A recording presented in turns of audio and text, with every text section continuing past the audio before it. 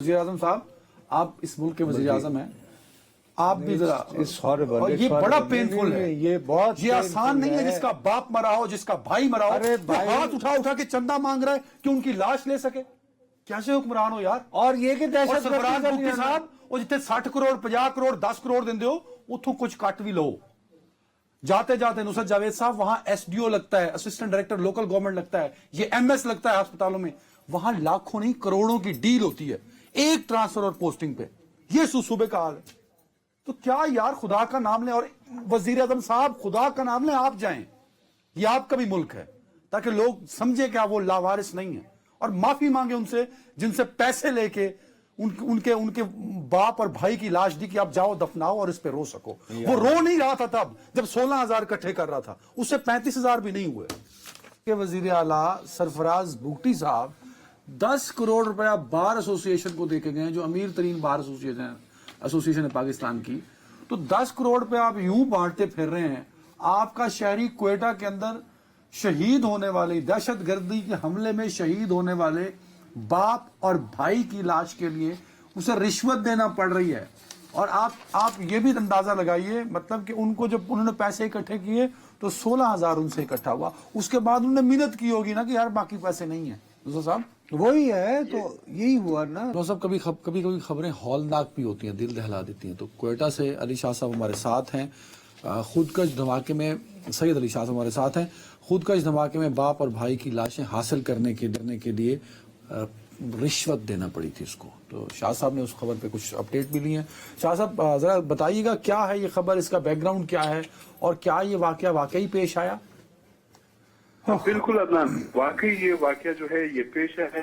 30 सितंबर को आपने खुद जिक्र किया, खुदकश धमाका हुआ, इंसानी जाने जो है वो हो गई। लेकिन जहां तक इस बाप बेटे का ताल्लुक है, ये दोनों मोटरसाइकिल पर जा रहे थे। वहां जब धमाका हुआ तो दोनों वकवा पर ही चल रहे। पूरी जो फैमिली वाले हैं वो सारा दिन ढूंढते रहे, वो नहीं मिले। आधी रात ये सिविल अस्पताल गए हैं, वहां पर जो मुर्दखाना था वहां से इनकी लाशें मिली। लेकिन जो फैमिली वाले हैं, अब देखे ट्रेजेडी ओवर ट्रेजेडी। ये जब गए तो उन्होंने कहा कि नहीं, ये आप नहीं ले जा सकते हैं, ताबूत है, कफन है और एम्बुलेंस है, इसके लिए आपको पैसे देने पड़ेंगे। तो फैमिली जो जराए हैं उनसे हमने बात की, उन्होंने कहा कि 35,000 रुपए मांग लेते।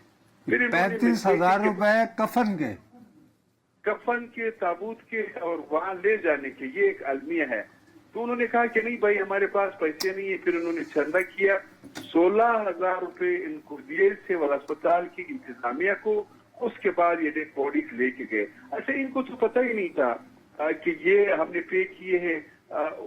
ये आज ही खबर जो है सोशल मीडिया पे आ गई, तो फिर हमने इनसे राब्ता किया। इन्होंने कहा बिल्कुल ठीक है।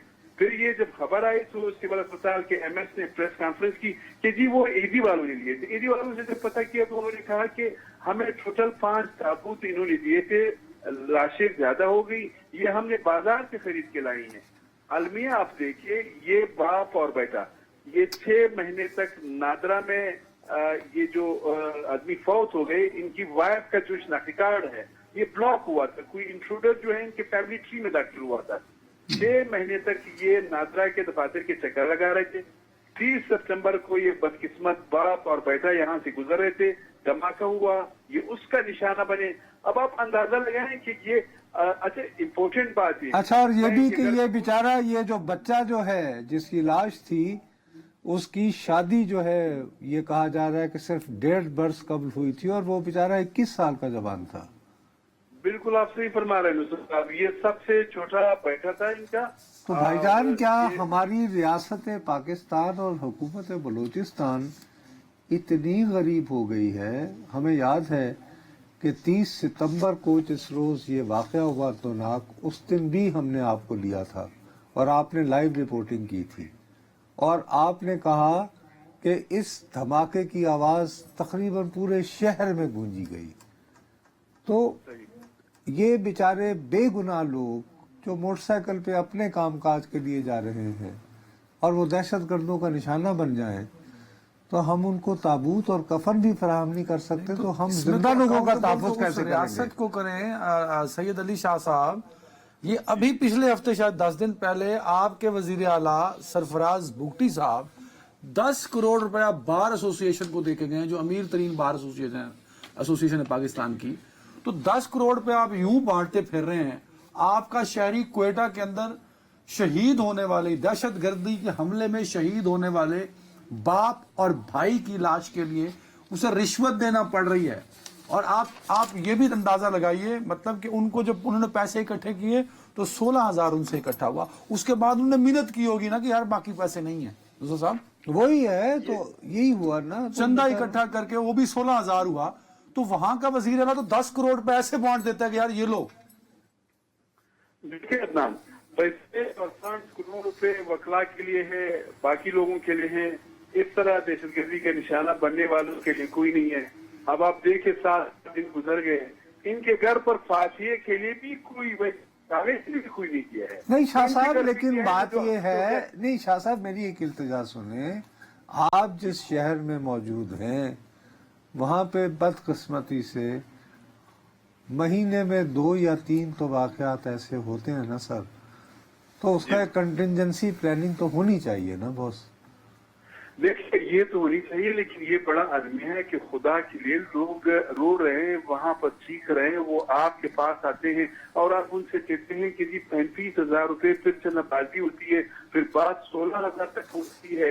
जब ये बातें सोशल मीडिया या आप जैसे जर्नलिस्ट इस्लामाबाद में बैठ के आप बात करते हो तो उसका फिर असर होता है।